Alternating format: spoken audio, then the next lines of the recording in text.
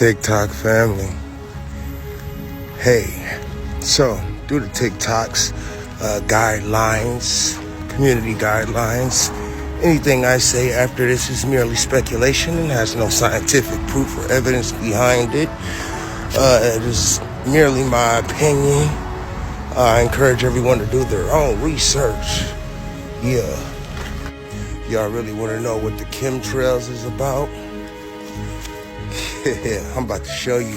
This right here is a government document stating that they have 7D hologram technology using a certain chemical, powdered metal chemical called strontium, it's called barium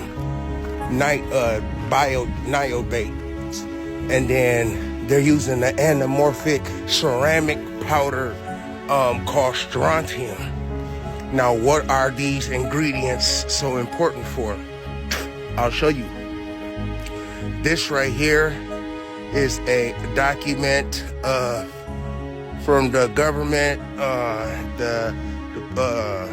in Vermont, testing the Khem Trales and seeing that they had strontium and barium and aluminum, high concentrations of them. And we all know aluminum is used in projection screen technology. They give off the best reflection, and you can use it in a very powdered form. This right here is another case study done by BBC testing the Khem Trales and the areas around the Khem Trales, and they're coming up with the same ingredients: strontium, barium, and aluminum. There we are. That's better. Yeah, that's a better look at it. And all those satellites everybody was seeing, allegedly by Elon Musk, this is what it will probably be for. But guess what? Y'all don't have to take my word for it. I'm about to show you a couple of interviews with some very well-respected people who have not only known people that were in on this deception, but were told to be whistleblowers. The first one is Wernher von Braun's assistant. Wernher von Braun is the creator of NASA himself, okay? And on his tombstone, he got Psalms 91 on there. Read it. It'll tell you everything. But let's get into this interview. Good morning. My name is Carol Rosen. In 1974, after being a 6th grade school teacher, I was introduced to the late Dr. Wernher von Braun, in the U.S. the father of rocketry. In my first meeting with him, during that first 3.5 hours, he said to me, "Carol, you will stop the weaponization of space." And I said, teachers don't stop until June. He said, "No, you have to understand, this is February, and we have to prevent the weaponization of space because there is a lie being told to everyone that the weaponization of space is now first being based upon the evil empire, the Russians. There are many enemies," he said, "against whom we're going to build this space-based weapon system. The first of whom was the Russians, which was existing at that time. Then there would be terrorists. Then there would be third world countries. Now we call them rogue nations or nations of concern. Then there would be asteroids."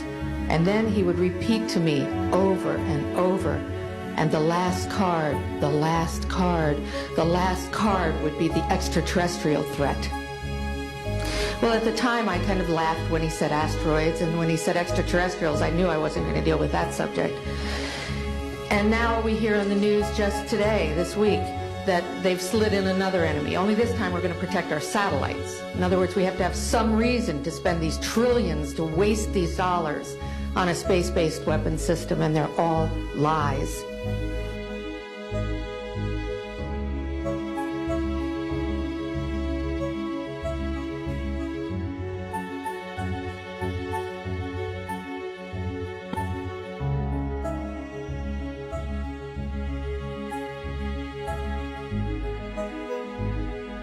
Space. There'll be a lot of things happening in space. because space is the world's newest warfighting domain. Amid grave threats to our national security, American superiority in space is absolutely vital.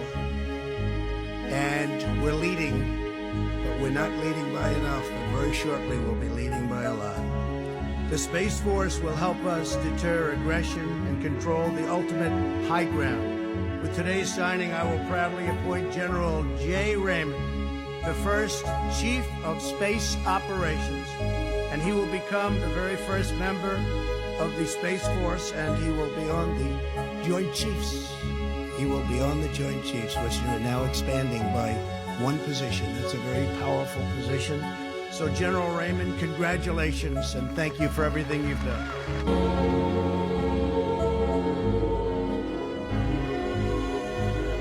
We've worked very hard on this, and it's so important from a defensive standpoint, from an offensive standpoint, from every standpoint there is. Let me just say it's a very historic moment. The United States has been a spacefaring nation for decades, but we know that our adversaries in the last several years have weaponized space. They've made it a warfighting domain. And so with the establishment of Space Force and the establishment of Space Command, the United States is now doing what it needs to do to protect our assets in space and to ensure that space remains the heavens by which we not only protect America, but we sustain our economy, we sustain our commercial capabilities, we sustain Americans' way of life. Very, very great honor. It's a great honor. That's a beautiful flag, too. Where do you hold that up so they can see? That's really beautiful. Wow. It's a big day. That's a big day. It's the logo.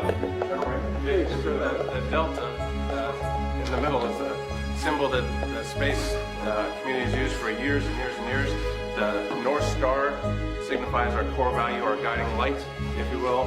And the orbit around the globe signifies the space capabilities that fuel our American way of life and our American way of war. Street Nerds Podcast mixtape, y'all. Conspiracy mixtape, baby. You think? So Area 51 was this secret test base where the CIA was running spy plane programs, right? Why Area 51 really started. You learn that it was a base hidden inside of a base, nuclear weapons, and it was all about beating Stalin at his black propaganda campaign, this I write in the book, to hoax Americans in a War of the Worlds type scenario, whereby little men who looked like aliens would get out of an aircraft and the government would go crazy about it. And then Stalin would say, look, not only do we have technology better than you, but we have a better propaganda department than you. Really?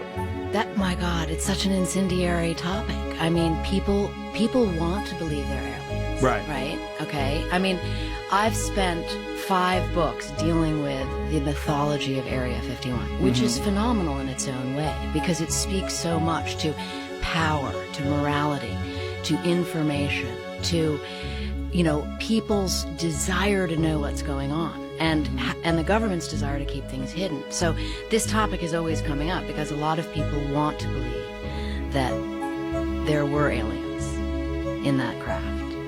And my source, who I write about in the book, told me otherwise, that they were genetically, that they were... Let me stop you right there, because when you say that craft, what you mean is the supposed UFO wreckage that crashed in Roswell, New Mexico in 1947. That's what you mean, right? Yes. But that man who worked for the Atomic Energy Commission, who tells a different story. Tells the story of receiving that craft at Area 51 in 1951, which is why the base is called Area 51. Oh. And that inside the craft were humans who had been altered, surgically altered to look like aliens. Perhaps we need some outside universal threat to make us recognize this common bound. I occasionally think how quickly our differences worldwide would vanish if we were facing an alien threat from outside this world. Need I say more about Prahjekt Bloo Beem, allegedly?